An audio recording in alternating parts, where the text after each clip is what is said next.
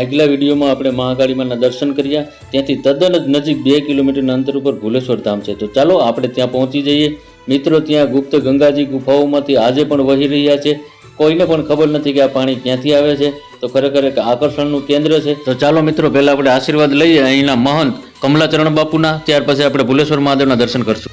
મિત્રો, આ જગ્યા ઉપર આવશો ને તમને ખરેખર ખૂબ મજા આવશે, કારણ કે આજુબાજુનું જે વાતાવરણ છે ખરેખર પક્ષીઓનો કલબલાટ, જંગલોની વચ્ચે સરસ મજાની આ નદીને કાંઠે ભુલેશ્વર મહાદેવ બિરાજમાન. તમે પણ ગીર બાજુ ફરવા આવતા હોય અને ગીર સોમનાથ જિલ્લામાં તારાળા તાલુકામાં જો પ્રાચી તરફ જતા હોય તો રસ્તામાં જ આવે છે આ ભુલેશ્વર મહાદેવનું મંદિર. જરૂરથી વિઝિટ કરજો અને મહાદેવના આશીર્વાદ લેજો. તો મિત્રો, હવે હું તમને બતાવવા જઈ રહ્યો છું ગુપ્ત ગંગાજી. મિત્રો, આ મંદિરના પાછળના ભાગમાં મોટા મોટા પથ્થરો આવેલા છે.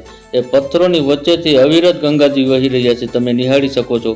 ખરેખર એક અલૌકિક જગ્યા છે. મિત્રો, ચોમાસામાં આવશો ને તો ગંગાજી સાક્ષાત ભુલેશ્વર મહાદેવનો અભિષેક કરતા હોય